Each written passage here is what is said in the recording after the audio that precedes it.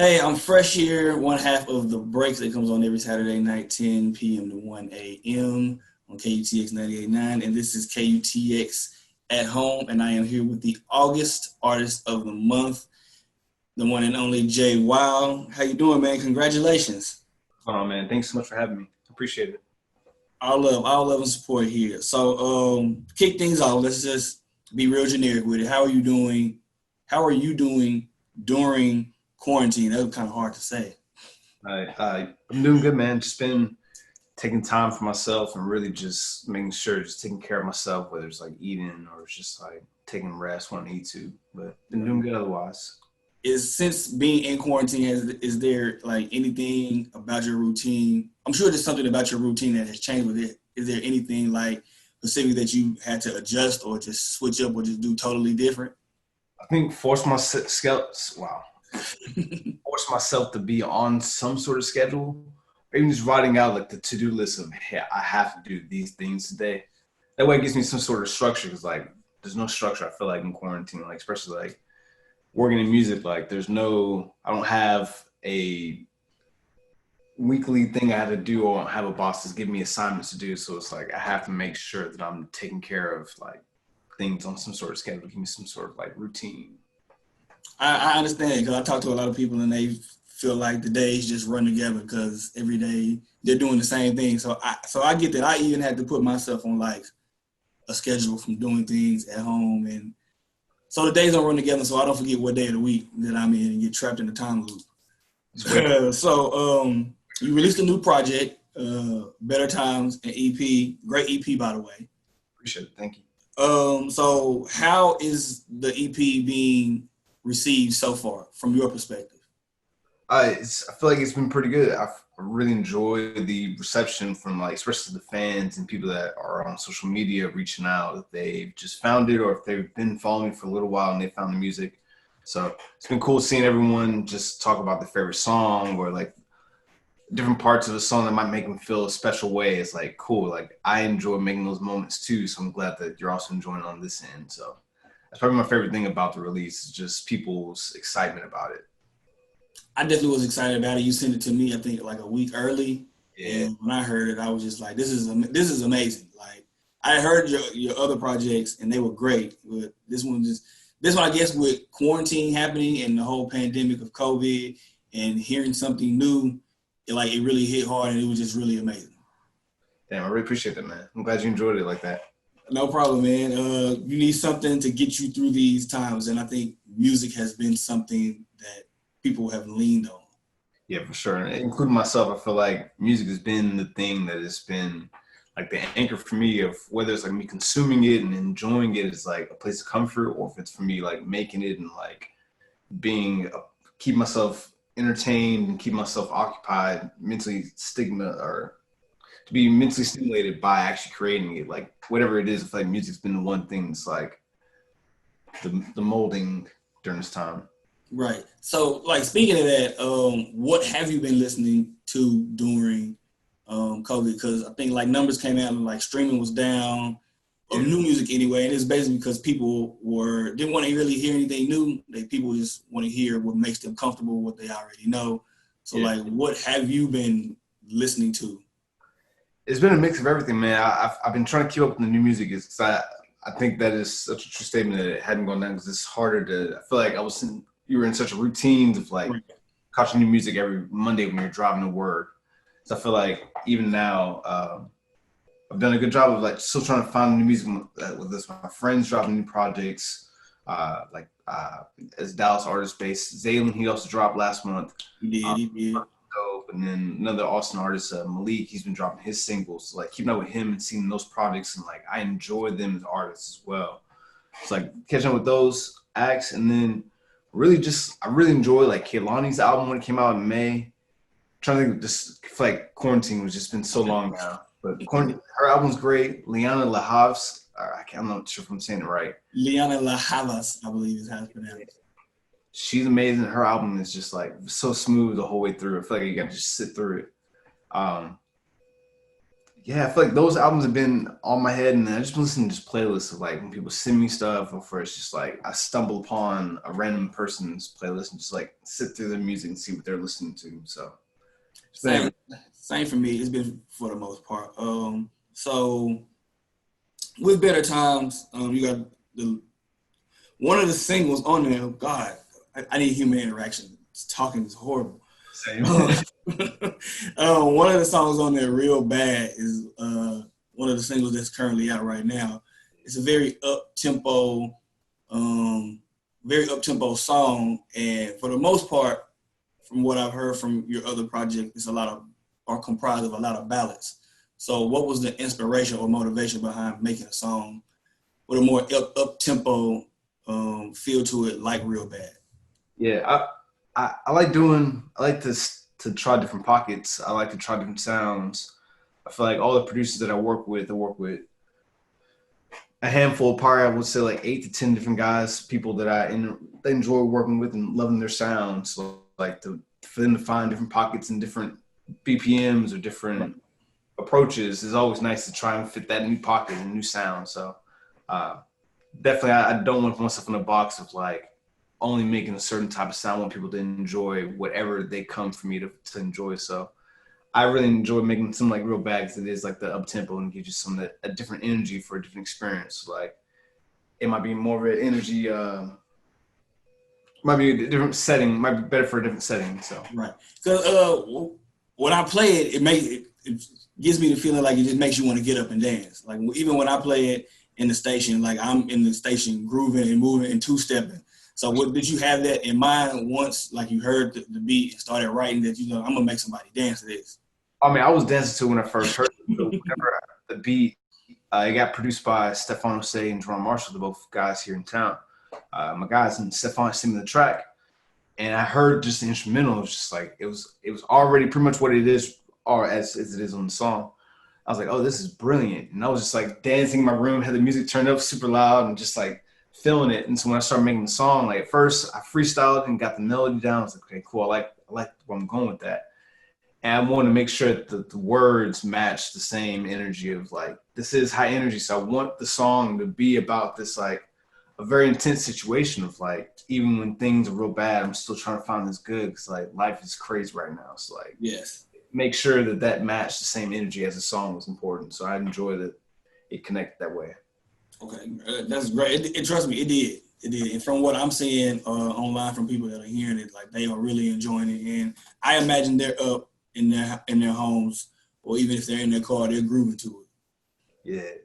I'm glad it. it's I asked you this before in the interview for the Artist of the Month write up, but for those who have yet to read it, I guess we can revisit it. So you're originally from San Antonio, and you've now been here in Austin. So how long exactly have you since you've made the jump from moving from San Antonio to Austin? it'll be almost 2 years this coming winter time. What made you make the move? Yeah, it was a mix of a lot of things. I had just finished college. I went to school at A&M in College Station, had gotten home and was kind of figuring things out after school. I knew I didn't want to do something in my career if I wanted to pursue music. So I took the year off and I was working, I was taking care of things and saving up money. And then my friends I was working with, both on the music side and some of the visuals, we were all looking to make that next move and get a house together. So Austin was a good place because it was in the middle of Texas, it was just far enough away from Houston to Austin. I mean, Austin, Dallas, San Antonio, all about the same distance. So it was nice to be able to be there. So if I needed to get somewhere, it was nice to have that location. Right. But it was still far enough away from home that it was like, I haven't moved out and I'm like in my own space. So it was a good thing just location wise. And then just coming to the city and like becoming a part of the community and finding people and finding networks has been tremendous of like seeing the people I didn't know were here. So it's been eye-opening to be here. So with a lot of everything going on, what has been your experience so far as a Black artist creating in Austin? Definitely had challenges. I mean, just of course, as Black artists, we have just certain barriers that we're going to have. Just off rip. But it has been very encouraging to find different communities that have felt inclusive. Like when I first got here and the people I was surrounded by, and the people like, I know he's not here right now, but Amina, who was in town, that's one of the first people I met in town. Like him embracing me and introducing me to all his friends was like, cool, okay, well, I've met this community. And then to meet more people from a different part of the communities and meet everyone else is just also warming. So it's been nice to have that, at least amongst the people. And then as far as like establishments and trying to get things to get done or for me to get looks, I know there are going to be those barriers, but if I'm getting a chance to work with my friends and be a part of things with my friends, I'd rather do those. So that's how I've been approaching it. I get that. I definitely understand. I think that's how most artists in the city feel, that above all, like you said, regardless of how the establishments here move, that the community is there, and the community for the most part is very friendly and community oriented, and there's a lot of camaraderie amongst artists within the scene. Yeah. And like to even before when everything's shut down, it's like to go and support each other and like to pull up on each other's events and vice versa, and just to pull up and not even make music together, but just to go and kick it, and like to have that was like, I mean, so much more than trying to fit in with certain crowds or to get those, being in certain places where we're not welcomed anyways. It's like I'd rather go and be amongst people that I feel welcomed by. Right.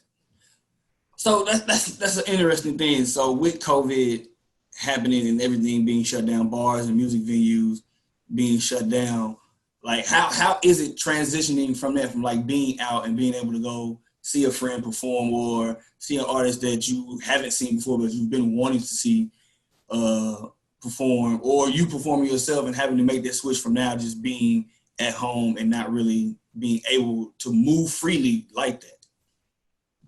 It's definitely been a challenge trying to adjust. I think on all those fronts you mentioned, as an artist trying to adapt to this world of performing and trying to do things digitally and virtually, and that disconnect that comes with that, or if it's wanting to go to shows and wanting to see either my friends are going to see artists that I look up to, and like to miss all of that is all like, it's all bad. Like it's all unfortunate, but I look forward to when we can do it again. I think we all do. We all definitely look forward, because I just imagine it's a challenge for a musician, a songwriter, a creator, when it's hard for us to try to figure out how do we still produce the breaks. So how does KUTX still produce the same content or similar content that we were producing before everything went into a frenzy and a lockdown? So if it's hard for us, I can only imagine how hard it is for musicians, especially when that is your livelihood. I will say maybe it is a cool opportunity to have a challenge, like get outside my box. Like with this project, like for me to sit down, like every day I start pulling different beats, and I was pulling different ideas and making different songs every day. And it was like to work on my product and work on my craft, like I had to get out of my box to like do that. So if things were just knowing I was going about my business, I would have never sat down to like figure things out. So now I've had the time to like hone my crafts and like learn about visuals and figure out different ways to engage audiences in a way that I can't just normally do. If I can't just go out and do a show, it's like how can I reach people and do a virtual show in a way that's more impactful than just doing some on IG Live? So right, there's that.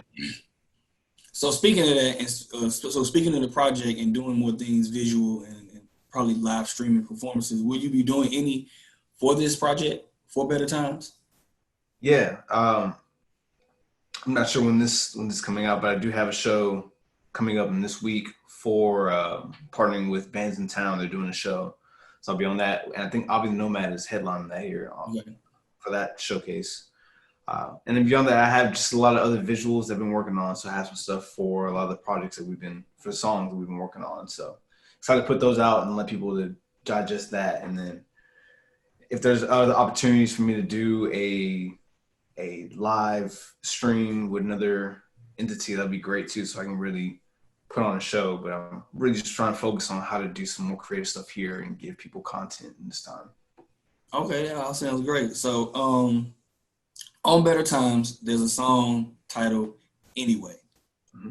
And to me, it's a duet. For those who haven't listened to the song, it's a duet. And to me, I want to make this clear. My opinion, it reminds me of Daniel Caesar's Best Part featuring her.